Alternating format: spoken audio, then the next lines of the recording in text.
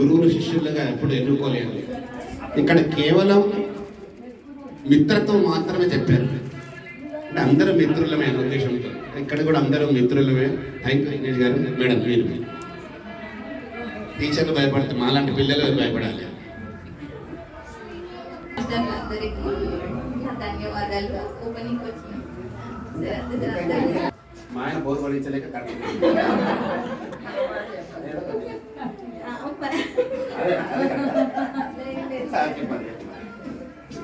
అంటే కంపల్సరీ ఉండాలి. సో ఇప్పటి నుంచి ఆడుకుంటున్నారు కాబట్టి తను ఈ మాకు కుదిరింది. ఇప్పుడు ఇల్లు కట్టాము కాబట్టి దాని మీద మేము అందరం అనుకుని కట్టాము.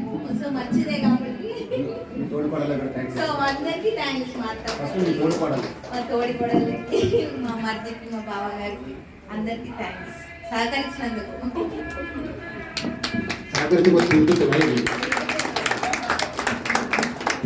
థ్యాంక్ యూ అండి. ఎందుకంటే వాళ్ళు ముగ్గురు అన్నదమ్ములు. ముగ్గురులో దినేష్ మిడిల్, తర్వాత తమ్ముడు అన్నయ్య ఉన్నారు. అందరు సహకరిస్తేనే అన్న తమ్ముడు గారి మా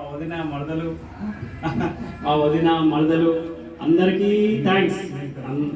అందరి సమక్షంలో మళ్ళీ కూడా నా గొప్పతనం ఏం లేదు, కూడా అందరు సహకరిస్తేనే నాతో అయింది.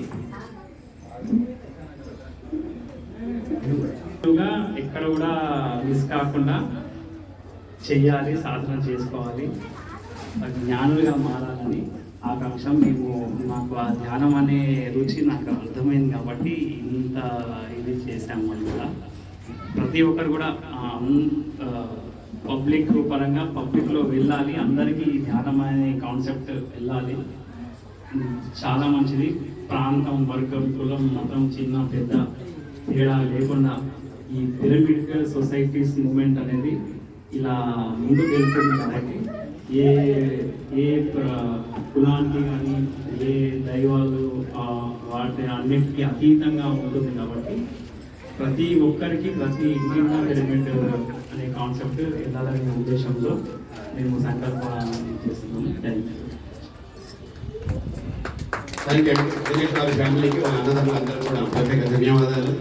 ఒక కుటుంబంలో ఒక వ్యక్తి ఒక మాట వింటే రెండో వ్యక్తి, కుటుంబంలో కాదు బయట కూడా నలుగురు కలిసి దగ్గర ఒక పని మొదలు పెట్టుకున్నట్టయితే నలుగురిలో ఒకరికే ఇష్టం ఉంటుంది, మిగతా వాళ్ళకి ఇష్టం ఉన్నా వాళ్ళు వ్యతిరేకించడం జరుగుతుంది. ఇక్కడ వాళ్ళ ఫ్యామిలీ అందరూ కూడా కూడి ఇది చెయ్యాలన్న ఉద్దేశంతో ఈ పిరమిడ్ నిర్మాణం చేసి విశ్వానికి అంకితం చేశారు. వాళ్ళ కుటుంబ ఫ్యామిలీ అందరూ కూడా ప్రత్యేక ధన్యవాదాలు.